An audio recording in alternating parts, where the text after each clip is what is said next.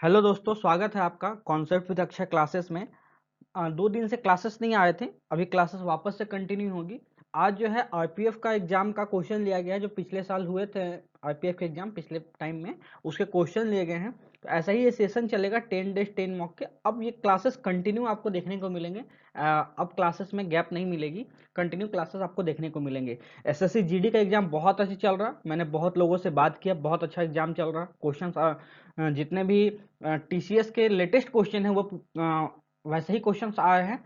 तो ऐसा नहीं है कि पिछले साल का जीडी या ऐसा क्वेश्चन रिपीट हो रहा, नए क्वेश्चंस वापस से देखने को मिल रहे हैं जो अभी टीसीएस ने लेटेस्ट बनाया था। तो इसी सिलसिले में हम चलेंगे, क्वेश्चंस पे हम डायरेक्टली डील करेंगे। पेन कॉपी लेके बैठिएगा, पहले खुद से सॉल्व कीजिएगा, उसके बाद देखिएगा इसका बेटर वे क्या हो सकता है और भी क्या हो सकता है इसको सॉल्व करने का। ठीक है, तो जैसा होगा आप कमेंट कीजिएगा और वीडियो को लाइक कीजिएगा। बहुत कम लाइक करते हैं, लाइक कीजिएगा। कैसा लगा सेशन, बहुत लोग देखते हैं बट किस टॉपिक पे चाहिए, कैसा लगा ये बताइएगा, तभी मैं आपको समझ पाऊंगा आप लोग किस टॉपिक पे वीडियो चाहते हैं, ये मैं समझ पाऊंगा। तो चलिए, आज का पहला क्वेश्चन है, ये देखिए आरपीएफ कांस्टेबल में आया हुआ क्वेश्चन है। आरपीएफ कांस्टेबल का 17 जनवरी का आया हुआ क्वेश्चन है। राम और आज की आयु 4:5 में है। यदि उनकी आयु का योग 126 है तो उनकी आयु के बीच का डिफरेंस कितना होगा, आपसे पूछा है। देखिए उनकी आयु का कितना कितना है, 4:5 है, 4:5 है उनकी आयु। ठीक है, जो कि टोटल सम कितना दिया है क्वेश्चन के अकॉर्डिंग, क्वेश्चन के अकॉर्डिंग आपका बोला है 126 है। आपको सही से दिख रहा है ना, 126 है। ठीक है, 126 है टोटल। तो हम इसको बना सकते हैं, कैसे बना सकते हैं, टोटल 9 का मान 5 + 9, 5 + 4 कितना हुआ, 9 हुआ। 126 है, मतलब एक का मान कितना है, 14 है। 14 9 126 होता है। उनके बीच का गैप कितना होगा, एक का ही गैप होगा, एक का मान पूछा है जो कि होगा 14 साल। ऑप्शन डी इसका बिल्कुल सही आंसर है, 14 साल। आपको कैसा लगा आप बताइएगा, स्क्रीनशॉट में आप ले सकते हैं। चलेंगे अब अगले क्वेश्चन पे। अगला क्वेश्चन है, पहले कंप्लीट देखिएगा, छोटा वीडियो होगा। 5 संख्याओं का औसत 113 है, 113 है। एक संख्या हटा देने पे औसत वही रहता है, छूटी गई संख्या कौन सी, आपसे पूछा गया। ये भी आईपीएफ कांस्टेबल का क्वेश्चन है। देखिए होता क्या है ना, औसत क्या होती है पहले समझिएगा। अगर हम बात करते हैं औसत की, औसत होती क्या है, सबसे पहले औसत, अगर औसत की बात करते हैं ना, तो औसत होती है आपकी, इसमें परफेक्ट दिखा, औसत जो होती है ना, औसत होती है जो प्रत्येक संख्या में इक्वल बटे, प्रत्येक संख्याओं में इक्वल इक्वल बांटा जाए, उसको औसत बोलते हैं। ठीक है, अगर किसी 5 संख्याओं का औसत कितना है, 113 है, 5 संख्याओं का औसत 113 है। ठीक है, तो इनमें प्रत्येक संख्या लगभग 113 के आसपास में है। अगर एक संख्या को हटा देने के बाद भी औसत चेंज नहीं होता है, अगर किसी संख्या को हटा देते हैं औसत चेंज नहीं होता है, इसका मतलब हटाई गई संख्या जो है ना वो भी 113 है। क्या है, 113 है, हटाई गई संख्या भी 113 है। तो आपका ऑप्शन डी बिल्कुल सही हो जाएगा, 113 इसका ऑप्शन डी बिल्कुल सही आंसर है। तभी चेंज नहीं हुआ। अगर उससे कम हटाते तो संख्या बढ़ जाता, उससे ज्यादा हटाते तो संख्या घट जाता। ठीक है, ये चीज ध्यान नोट कीजिएगा, जैसा मैं बताऊंगा वैसा नोट कीजिएगा। चलिए अगले क्वेश्चन पे चलते हैं। एक प्रतियोगिता जीतने के लिए स्वामी को 4 परीक्षाओं में औसतन कितना मार्क्स लाना है, 80 मार्क्स लाना है, अंक चाहिए। पहली 3 परीक्षाओं में उसके अंक है 80 नंबर चाहिए, उसको कितना चाहिए, 80 चाहिए। लाया किसना कितना कितना है, 68, 78 और 88, इतना मार्क्स वो ला चुका है। अब बोला गया है जो नेक्स्ट एग्जाम होगा ना, 4th एग्जाम, उसमें कितना मार्क्स लाएगा कि उसका औसत 80 हो जाए। ठीक है सर, ऐसा बनाना है, बनाने का टेक्निक क्या है। अच्छा, औसत 80 चाहिए ना, 80 से कितना कम है ये, 80 से सब आप बोलिएगा 12 कम है। ये कितना कम है सर, 80 से 2 कम है। ये 80 से कितना ज्यादा है, 8 ज्यादा है। ओवरहेड का डेविएशन कितना हुआ, -14 कम लाया है, अब +8 ज्यादा, ओवरऑल का डेविएशन कितना है, -6। तो -6 कम लाया है 80 से। तो अगला एग्जाम में 80 तो लाना ही पड़ेगा, प्लस -6 को गैप करने के लिए +6 लाना पड़ेगा।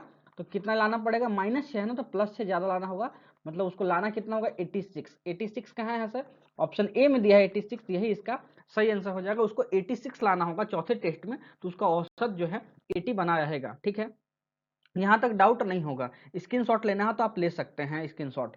ठीक है, अब चलेंगे अगले क्वेश्चन पे। अगला जो हमारा क्वेश्चन है वो बोला गया है, बी बी सी से 2 गुना कुशल है, ए बी से 3 गुना कुशल है। यदि वे एक साथ 94,842 रुपए का वेतन का भुगतान करते हैं तो ए को कितना वेतन वेतन मिलता है, आपसे पूछा गया है।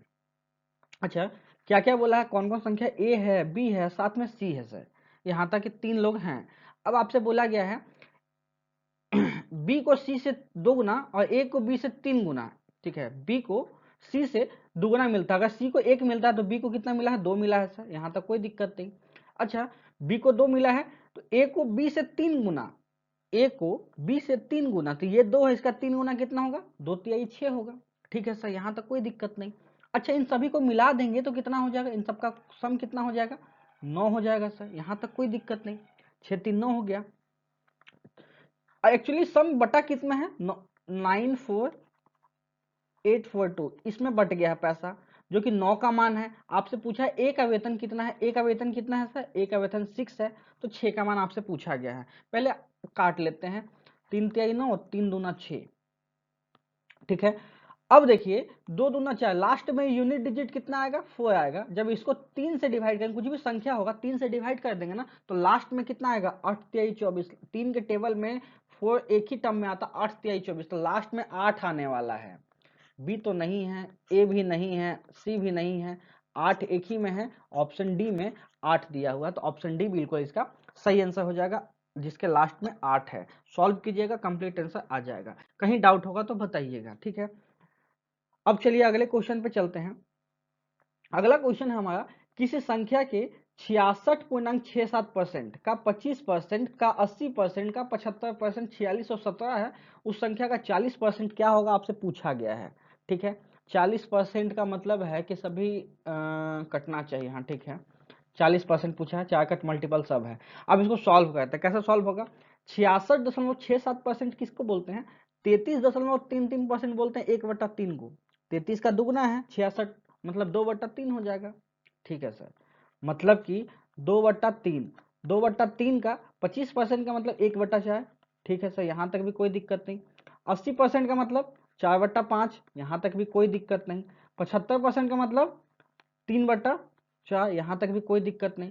किसका इक्वल है, 4617 के इक्वल है, ये 4617 के इक्वल है। आपसे पूछा गया इस संख्या का 40%, जो कट रहा है उसको काट देते हैं, 4 से 4 गया और 3 से 3 गया, तो यहाँ बचेगा क्या, एक अनुपात का मान कितना निकलेगा, 4617, 5 चौक 20/2। ये किसका निकल गया, एक का मान। आपसे पूछा इसका 40% पूछा गया है, तो 40% हम निकाल देंगे, 40% निकाल देंगे, 40/100, 40% निकाल देंगे। 40% निकालेंगे तो कैसे निकलेगा, 2 से 2 गए मतलब 10 हो गया, और इसको करेंगे तो 20, 20 दूनी 40, 20 25 100, मतलब 5 से कटेगा, और 5 से काटेंगे तो कितना हो जाएगा, 5 दूनी 10, तो कितना हो जाएगा, लास्ट में हमारे पास आया 4617 इंटू 2 2 जा 4, 4 से मल्टीप्लाई करना है। ठीक है, मतलब 7 चौक 28, लास्ट में 28 आएगा। अच्छा, इसको गुना ही कर लेते हैं, 17 चौक 68, 68 लास्ट में सभी में है। 46 चौक कितना होगा, 46 दूना 92, 92 दूना कितना होता है 184, तो 184 68 कहाँ दिया है, ऑप्शन ए में दिया है 184 68, यही इसका सही आंसर है, बाकी आंसर सेट नहीं करेगा। ठीक है, कंप्लीट सॉल्व कर लीजिएगा, आंसर आ जाएगा। आसान क्वेश्चन था, स्क्रीनशॉट लेना है तो आप ले सकते हैं। छोटा सा सेशन कैसा लगेगा आप बताइएगा। एक डिब्बे में 60 डिटर्जेंट साबुन है, जिनमें से 36 का इस्तेमाल हो चुका है। कितना का इस्तेमाल हो चुका है सर, 36 का इस्तेमाल हो चुका है। बचा हुआ साबुन जो है उसका प्रतिशत कितना है। अगर किसी डिब्बे में 60 साबुन है, जिसमें से 36 साबुन निकाल दिया गया, तो बचेगा साबुन कितना, आप बोलिएगा सर 24 साबुन बचेगा। ठीक है, 24 साबुन बचा, इसका परसेंटेज बताएंगे, परसेंटेज किस पे होगा, टोटल साबुन पे इंटू 100। एक शून्य से शून्य काट लिए और 6 चौक 24, तो 4 इंटू 10 कितना हुआ, 40%। तो बचा हुआ साबुन कितना हो जाएगा, 40%। 40% कहाँ दिया है सर, ऑप्शन ए में दिया है 40%, यही इसका सही आंसर हो जाएगा, ऑप्शन ए। कहीं डाउट होगा तो बताइएगा। ठीक है, चलेंगे अब अगले क्वेश्चन पे। यदि सुनील ने एक डिब्बे जिसमें 25 चॉकलेट है, 16 गैलेक्सी चॉकलेट खा ली, 25 चॉकलेट पहले से अवेलेबल है इसमें, उसने 16 चॉकलेट खा ली, तो चॉकलेट कितना बचा है सर, 9 चॉकलेट बच चुका है। बचे हुए चॉकलेट का आपका प्रतिशत पूछा गया है। 9 चॉकलेट बचा है, कुल कितना है, 25 चॉकलेट का 9 बचा है, इंटू 100 काट लेंगे, 25 चौक 100 और 9 चौक 36, मतलब 36% चॉकलेट उसके पास बचा हुआ है। 36% चॉकलेट कहाँ है, ऑप्शन सी में दिया है, 36% चॉकलेट उसके पास बचा हुआ। कहीं डाउट यहाँ तक नहीं होगा, डाउट होगा तो बताइएगा, इस क्वेश्चन पे डाउट है। वो वापस से करवा दूंगा।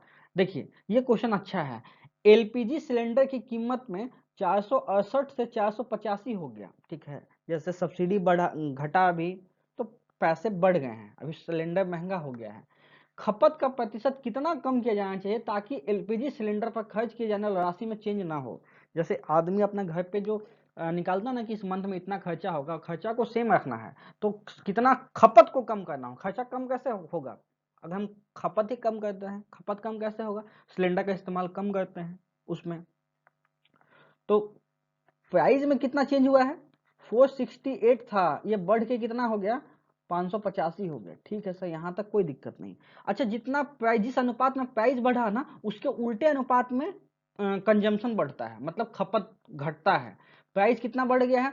9 से काट लेते हैं, 9 पड़म 45 और 9 दूनी 18, इसको काटेंगे 9 से, 9 छक 54 और यहाँ पे 9 छक 54 और 9 पड़म 45, फिर कटेगा 13 तिया 39, 13 चौक 13 पचे 65, ठीक है। मतलब प्राइस जो है 3 से 5 हो गया। प्राइस कितना हो गया? 3 अनुपात से 5 अनुपात हो गया है। तो कंजम्पशन मतलब खपत कितना हो जाएगा? 5 अनुपात से, अच्छा 13 चौक 52 होगा ना। एक मिनट एक मिनट एक मिनट, यहाँ पे, हाँ यहाँ पे होगा 13 चौक 52, मतलब 4 से 5 हो गया है तो खपत कितना हो जाएगा? 5 से 4 हो जाएगा, ठीक है। तो यहाँ तक कोई दिक्कत नहीं। खपत में कितना कमी हुआ? 5 से 4 हो गया, मतलब एक का कमी किस पे? 5 पे। एक का कमी 5 पे, परसेंटेज के लिए 100% लगा देंगे, मतलब 20 25 100, 20%। 20% का क्या हो जाएगा? कमी हो जाएगा। 20% कहाँ दिया है सर? ऑप्शन सी में दिया है 20%। 20% इसका बिल्कुल सही आंसर हो जाएगा। 20% आप ऑप्शन सी बिल्कुल सही आंसर है, ठीक है। यहाँ तक डाउट होगा तो बताइएगा। अच्छा, ये वाला क्वेश्चन को नोट कीजिएगा, बहुत इंपॉर्टेंट। मैं इस अच्छा टेक्निक से मैं बताऊंगा इस क्वेश्चन को कैसे सॉल्व किया जाए, ठीक है। पहले देख लीजिए, क्वेश्चन आया हुआ आरपीएफ कांस्टेबल 17 जनवरी 2019 इवनिंग शिफ्ट में, मतलब सेकेंड शिफ्ट में आया हुआ क्वेश्चन है। क्वेश्चन को बनाना कैसे है वो देखिए। इसका आप लोग सॉल्व करते होंगे इक्वेशन लेके, बट इक्वेशन लेके नहीं बनाना। एक बार टेक्निक समझिएगा, 2-3 बार देखिएगा, समझ में आ जाएगा। इस तरह के क्वेश्चन इसके बाद एक होमवर्क है वो भी बनाइएगा, देखिएगा कि इसका आंसर कितना आता है। एक ट्रेन है, 650 मीटर लंबे पुल के एक छोर पर सिग्नल को पार करने में 40 सेकंड का समय लेती है। सिग्नल का मतलब क्या है? ट्रेन का खुद का लेंथ। सिग्नल का मतलब एक पॉल होता है ना, खुद का लेंथ। अच्छा, हम मानते हैं डिस्टेंस और टाइम में क्या चेंज है, ठीक है। अगर ट्रेन अपने खुद के लेंथ को पार करती है तो ट्रेन का खुद का लेंथ क्या होगा? हम x मान लेते हैं, ट्रेन का खुद का लेंथ x है। x को पार करने में 40 सेकंड का समय लेती है। कितना समय का सेकंड लेती है सर? 40 सेकंड का समय लेती है।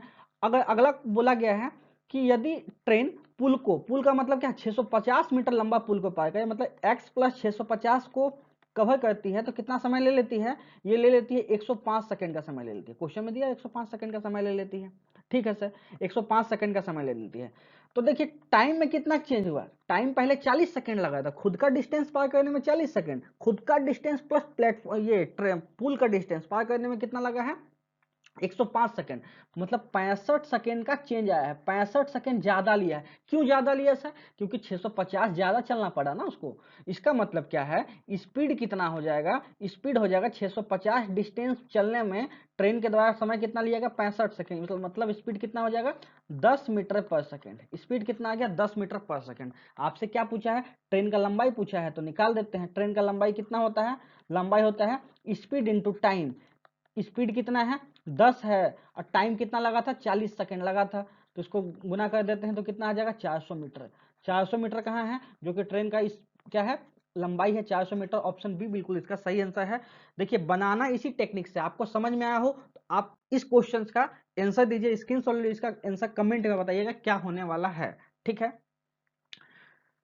अब चलेंगे इस क्वेश्चन को सॉल्व करने के लिए, ठीक। एक ट्रेन एक सिग्नल को पार करने में 39 सेकंड का समय लेती है जो एक पुल के छोर पर है, ठीक है। मतलब क्या है? वापस से डिस्टेंस के साथ टाइम का, डिस्टेंस पार करने में मतलब एक सिग्नल का मतलब क्या है? ट्रेन अपना खुद का लेंथ एक्स, एक्स को कवर करने में कितना समय लेती है? 39 सेकंड लेती है सर, ठीक है। अच्छा, यदि ट्रेन पुल का मतलब 740 मीटर लंबा पुल है, मतलब अपना डिस्टेंस तो पार करेगी प्लस 740 मीटर, दोनों को पार करने में कितना समय लेती है? 113 सेकंड का समय लेती है। आपसे पूछा गया है कि ट्रेन की लंबाई क्या है, मतलब एक्स कितना है, आपसे पूछा गया है। अच्छा, टाइम में कितना चेंज हुआ? पहले 39 सेकंड, बाद में 113 सेकंड, मतलब क्या है, इधर हो गया 61, उधर 13, मतलब 74 सेकंड ज्यादा लिया। कितना सेकंड ज्यादा लिया सर? 74 सेकंड ज्यादा लगा। क्यों ज्यादा लगा?